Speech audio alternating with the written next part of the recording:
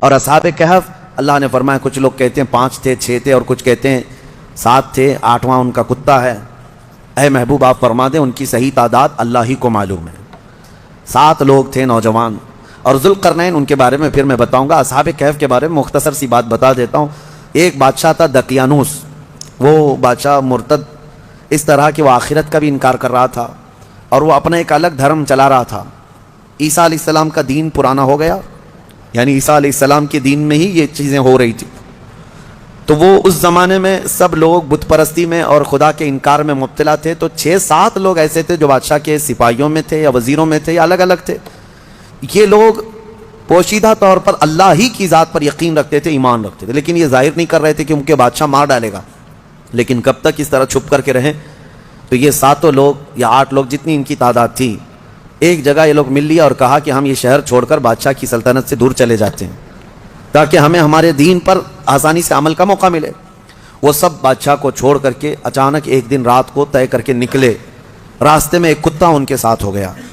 انہوں نے کتے کو کہا کہ یہ کتا کہیں بھوکے گا تو ہم کو پکڑوا دے گا, اس کو چھوڑ دو. تو کتے نے فصیح زبان میں کہنا شروع کیا کہ میں بھونک کر پکڑوانے کے لیے نہیں بلکہ میں تمہاری حفاظت کے لیے ساتھ چل رہا ہوں. اللہ نے اسے زبان دی. یہ واقعہ موجود ہے. جب وہ لوگ نکلے بہت دور, آبادی سے بہت دور نکلے اور ایک غار میں جا کر کے انہوں نے آرام کی غرض سے پناہ لی. جب گئے اور سوئے. اب رب تعالیٰ فرماتے ہیں فَضَرَبْنَا عَلَىٰ آذَانِهِمْ فِي الْكَهْفِ سِنِينَ عَدَدًا, ہم نے ان پر ایک لمبے سالوں تک نیند طاری کر دی. وہ سوئے تو سوتے رہ گئے. اب ہوا یہ کہ بادشاہ کو دوسرے دن کسی نے شکایت کی کہ 7 لوگ آپ کے وزیروں میں سے سپاہیوں میں سے ایسے ہیں جو آپ کے دین پر نہیں, وہ اللہ پر ایمان رکھتے اور وہ شہر چھوڑ کر چلے گئے. بادشاہ نے ان کی تلاش جاری کروائی, کہاں ہیں ڈھونڈو. جب تلاش جاری ہوئی تو ایک چرواہے نے بتایا کہ ایک جگہ سے میں ان کو گزرتے ہوئے دیکھا, اس غار میں گئے. بادشاہ اپنے سپاہیوں کو حکم دیا کہ جاؤ اس غار میں دیکھو. دیکھا تو کچھ لوگ سوئے ہوئے تھے. بادشاہ نے کہا ان کی سزا یہ ہے کہ ان کے غار کے منہ پر دیوار بنا دو, ان کی قبر یہی ہو جائے, یہ باہر یہاں سے نہ نکل سکے. اس غار کے منہ کو دیوار چڑھا کر بند کر دیا گیا. یہ سزا تھی بادشاہ کی طرف سے کہ وہ میرے دین سے نکلے ہوئے لوگ ہیں. خیر سارے لوگ چلے گئے تو ایک چرواہے نے وہاں پر جو موجود تھا اس نے ان کی پوری تاریخ, ان کے نام لکھ دیے, یہ کون لوگ تھے, یہاں کیوں آئے تھے اور ان کے اوپر کیا سزا ہوئی. بات ہو گئی. یہ دقیانوس بادشاہ کا ظلم تھا, وہ لوگ چلے گئے. اب یہ لوگ سوتے رہے. قرآن میں ہے 309 سال تک سوتے رہے.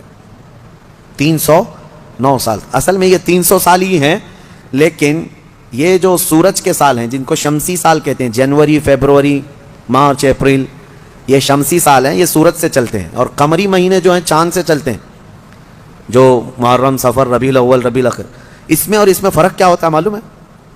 ہر 100 سال پہ 3 سال کا فرق آ جاتا ہے. ہر 100 سال پہ 3 سال کا فرق آ جاتا ہے. یعنی اسلامی مہینے کبھی 29 کے ہوتے ہیں, کبھی 30 کے, کبھی 2 مرتبہ 29 کے ہو گئے. یہ جو چاند والے مہینے ہیں ہم ان کو اسلامی مہینہ کہتے ہیں, اصل یہ چاند کے مہینے, چاند ایسے چلتے ہیں. اور باقی جو سورج سے چل رہے ہیں شمسی مہینے, جنوری, فیبروری, یہ فکس ہیں. ان میں کوئی چاند بھی دیکھنے کی ضرورت نہیں, سورج بھی دیکھنے کی ضرورت نہیں, وہ فکس ہیں.